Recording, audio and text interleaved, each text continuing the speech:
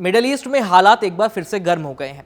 Saudi अरब और संयुक्त अरब अमीरात की एयरफोर्स उन चुनौतियों के लिए तैयार हो रही है जिसकी आहट अब पूरे इलाके में महसूस की जा रही है।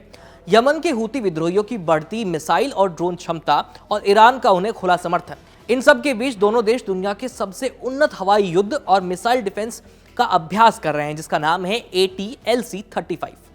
आखिर इस सैन्य अभ्यास की अचानक से क्या जरूरत पड़ गई? क्या आने वाला वक्त किसी बड़े टकराव का संकेत दे रहा है?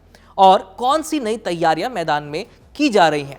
आज की वीडियो में इसी पर हम बात करेंगे। नमस्ते, मेरा नाम है आयुष और आप देख रहे हैं कड़क। सबसे पहले जान लेते हैं कि आखिर ये ATLC-35 है क्या।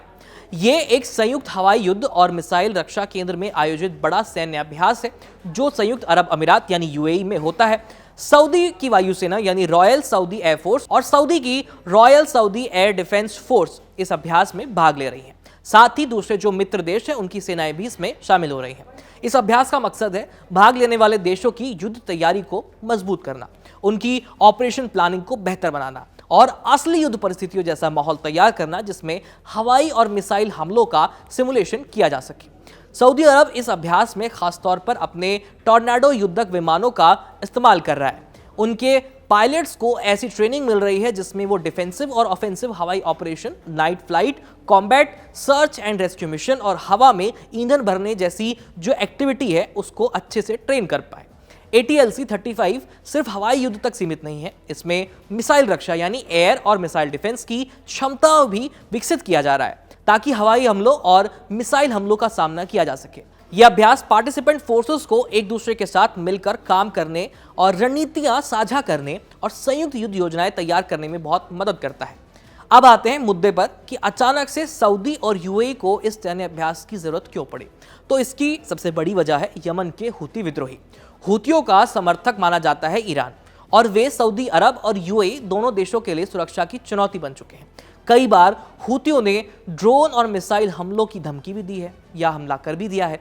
तो ATLC-35 अभ्यास के आयोजन का एक बड़ा कारण यह है कि सऊदी और UAE अपने हवाई बल और मिसाइलों को इस खतरे के मद्देनजर लगातार अपडेट कर रहे हैं, मजबूत कर रहे हैं।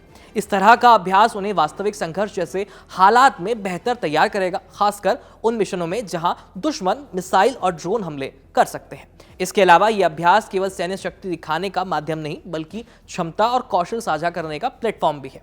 पार्टिसिपेंट देश एक दूसरे की युद्ध तकनीकों का अनुभव लेते हैं, एयर कॉम्बैट टैक्टिक्स और मिसाइल डिफेंस स्ट्रैटेजी पर सहयोग करते हैं। इससे क्षेत्रीय ताकतों के बीच एक सामंजस्य और एकता भी बढ़ती है। ऐसे समय में जब यमन संकट और हूती विद्रोहियों की धमकियां फिर से बढ़ती दिख रही हैं, यह अभ्यास विशेष रूप से जरूरी है। हूतियों की सैन्य क्षमता में इजाफा हुआ है और उनके समर्थकों के साथ उनके गहरे कनेक्शन बढ़ गए हैं। इसलिए सऊदी और UAE जैसे देशों को मिलकर अपनी रक्षा तैयारी और सुदृढ़ करने की जरूरत है। शॉर्ट में कहें तो ATLC-35 एक रणनीतिक और सामरिक मंच है जहां सऊदी और UAE की वायुसेनाएं न सिर्फ आपस में लड़ाकू और रक्षात्मक कौशल पर काम कर रही हैं बल्कि भविष्य की संभावित सुरक्षा चुनौतियों का सामना करने की तैयारी भी कर रही हैं। ये अभ्यास क्षेत्रीय सहयोग और इमरजेंसी रिएक्शन सिस्टम को मजबूत करने के लिए एक अहम कदम है। फिलहाल इस खबर में इतना ही। वीडियो पसंद आए तो लाइक जरूर करिएगा और कड़क को सब्सक्राइब कीजिए और साथ ही बेल आइकन को दबाना भी मत भूलिएगा। धन्यवाद।